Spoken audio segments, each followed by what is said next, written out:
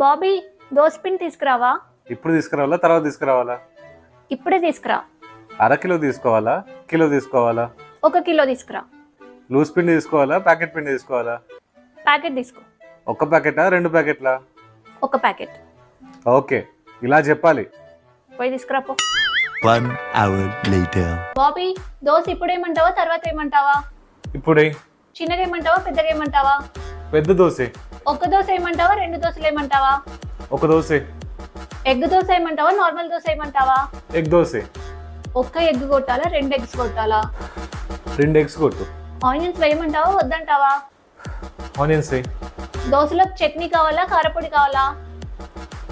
చట్నీ కావాలి. లూజ్ చట్నీ కావాలా గట్టి చట్నీ కావాలా? గట్టి చట్నీ కావాలి. దోశ ప్లేట్లో తెచ్చిమంటావా నువ్వే వచ్చి పెనం మీద తింటావా?